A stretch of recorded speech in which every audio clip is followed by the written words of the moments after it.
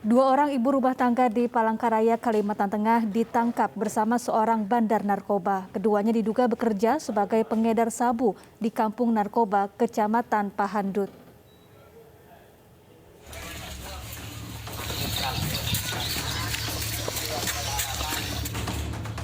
Tim khusus BNN Provinsi Kalimantan Tengah bersama Ditsamapta Polda Kalimantan Tengah menggerebek Komplek Putun Kecamatan Pahandut, Palangkaraya, Kalimantan Tengah yang selama ini dikenal dengan sebutan Kampung Rawan Narkoba yang memiliki penjagaan berlapis.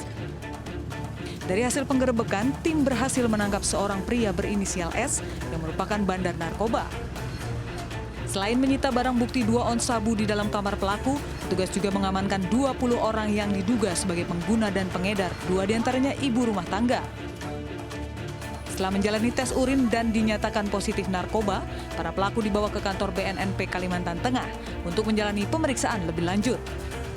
Hasil pengembangan kita, barang bukti yang didapat oleh S ini adalah yang dia dapat dari salah satu orang yang akan kita kembangkan berasal dari Banjar. Sesungguhnya barang bukti tersebut ada 5 ons, tapi yang sudah terjual kurang lebih 3 ons. Bandar S dan 2 pengedar lainnya dijerat Undang-Undang Narkotika dengan ancaman 20 tahun penjara. Sementara 18 pengguna sabu akan menjalani rehabilitasi. Mantan petugas apoteker di Lumajang, Jawa Timur ditangkap setelah membuat dan mengedarkan sabu yang diolahnya sendiri di rumah. Menurut polisi, sabu buatan tersangka merupakan yang pertama kalinya diproduksi di Indonesia.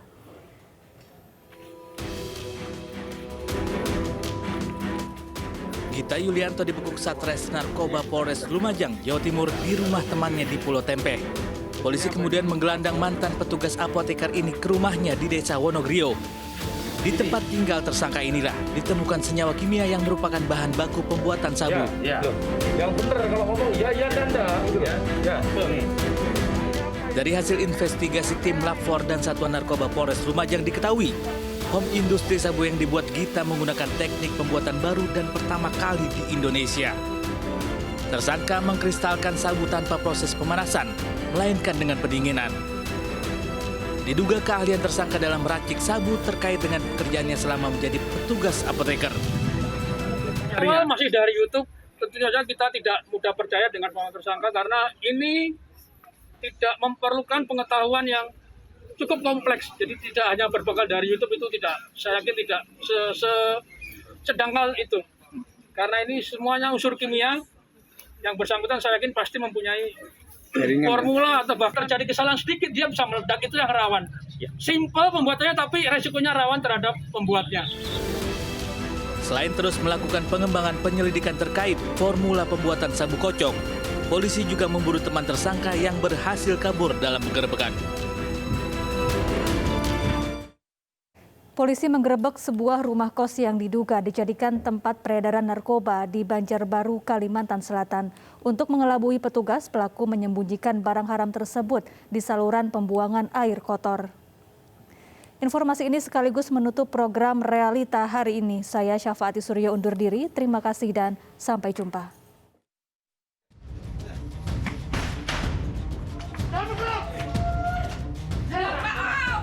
Polisi mendobrak pintu kamar kos yang terkunci dari dalam di Jalan Hercules, Banjarbaru, Kalimantan Selatan. Setelah pintu berhasil didobrak, polisi langsung merangsek masuk mencari barang bukti narkotika yang diduga disembunyikan pelaku. Setelah menggeledah seisi rumah, polisi akhirnya memeriksa saluran pembuangan air. Di tempat kotor inilah polisi akhirnya menemukan 1 bungkus plastik besar yang terbungkus rapi. Setelah dibuka, polisi mendapati jenis sabu seberat 47 gram serta sejumlah paket kecil sabu masing-masing seberat 5 gram. Ditemukan pipet dan alat hisap.